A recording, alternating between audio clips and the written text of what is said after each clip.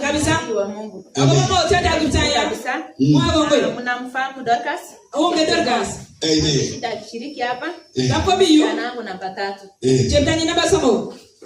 Dorcas alikuwa anasumbuliwa na ulcers. So Dorcas wewe ndio answers.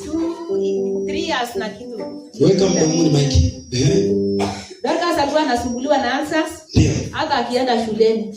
Akianza shuleni anarudishwa nyumbani. Anarudishwa nyumbani. Ama anasapini nipigwa na walimu niwaambie mtoto hapo dispensa alikuja umuone ama umfuate. Dorcas alinisumbua karibu 1 year. Nikamchukua kapatet. Ugonjwa iko patikana nikaambiwa tu ulcers.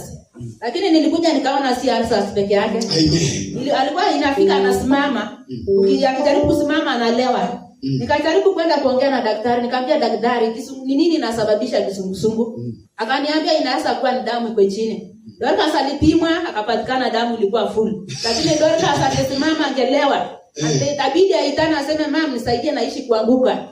Ansa tena ikamsumbua. Singelala kwa nyumba bila maziwa ndio ilikuwa inamsaidia nikimpa fresh ndio maziwa fresh anakunywa. Akinywa ndio inatulia. Ndio inatulia. Ilikuwa ninakesha. Ninakesha mpaka asubuhi. Amina. Lakini tangu nabii wa Mungu akuje hapa kanisani, alipata Dorcas akiwa mshiriki hapa. Amen. Akaombewa. Na nabii pasa akaambia haya yote ni umekatashwa hospitalini. Alikuwa amekatashwa chakula, nikihesabu chakula alikuwa anaruhusiwa kukula ilikuwa chache sana. Chache sana. Na pasa akaambia ukule bado niko Kenya. Around karibu wiki moja ama wiki 2. Kama itakusumbua ukuje usitaki hapa useme nimegonjeka tena.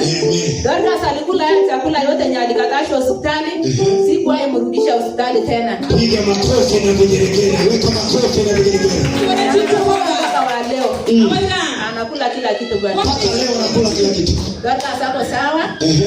Aniliaka juzi kuna wakati alikuwa ameendanga mpaka karejea kwa church. Ndio. Niwe sikujangi hapa mara mingi lakini nikafuatilia 1 2 3 yenye ilikuwa inafaa kanisani. Amen. Nikamwambia Dorcas, kumbuka mahali Mungu alikutoa. Nikamwambia kumbuka Mungu alikutoa wapi? Amen. Ulikuwa unaishi aje na unaishi aje sasa hivi? Yes. Nilipoongelesha mwanangu, mpaka nikaingisha nyumba 10 ndani.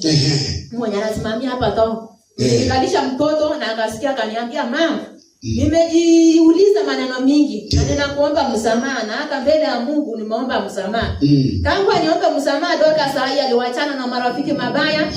Dorcas haya anafanya kazi ya salon. Amepata saluni, ndio pia amepata kazi. Ndio anakuja na swali. Piga makofi mengi na vigelegele. Yes.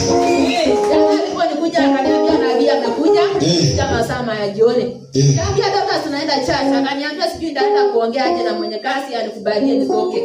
Nikamwambia hata kama hata kuruhusu kuomba hata kuhakikisha umefika kanisani, hata kama utarudi lakini uhakikishe umekanyaga. Na amekuja leo, amekuja. Na mimi nitaenda.